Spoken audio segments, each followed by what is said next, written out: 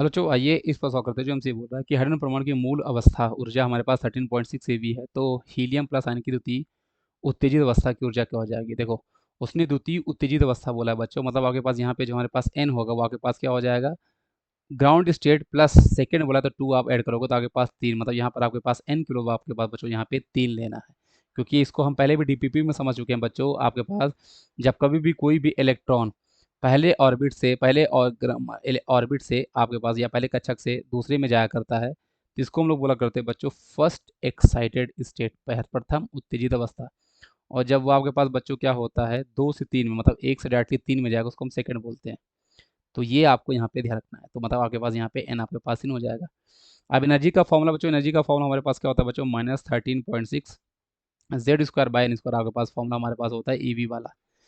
तो जो आपकी इस क्वेश्चन में उसने हमसे बच्चों देखो, जेड की वैल्यू आपके पास चेंज हो रही है और एन आपके पास चेंज हो रहा है, क्योंकि एक बार हाइड्रोजन है एक बार आपके पास हीलियम है।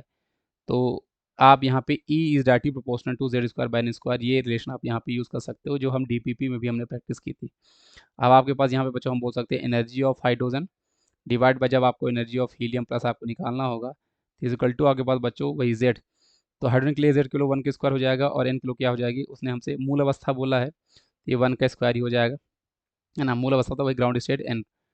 और हीलियम के लिए बच्चों जेड किलो आगे पास बच्चों जेड 2 का स्क्वायर हो जाएगा और उसने द्वितीय बोला है, मतलब 3 का स्क्वायर आपको करना है। तो ये क्वेश्चन बन गई।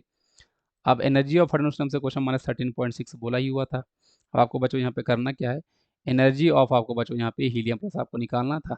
और ये रेशो आपके पास बच्चों देखो, ये 1 तो स्क्वायर होगा, 9 ऊपर चलेगा तो 9 बटे आपके पास 4 आपके पास निकल के आ जाएगा। इसी को सिंप्लीफाई करोगे तो एनर्जी ऑफ आपके पास हीलियम प्लस जो हमारे पास निकल के आएगा आपके पास कितना हो जाएगा, 4 इंटू -13.6 और डिवाइड बाई 9 आपके पास निकल के आ जाएगा। तो इस क्वेश्चन को जब आप सॉल्व करोगे बच्चों तो आपके पास ऑब्वियस ही बात है, ये आपके पास 6 के आसपास आपके पास यहाँ पे आंसर निकल के आ रहा होगा बच्चों, जो कि आपके पास क्वेश्चन का हमारे पास ही आपके पास ऑप्शन नंबर ए है।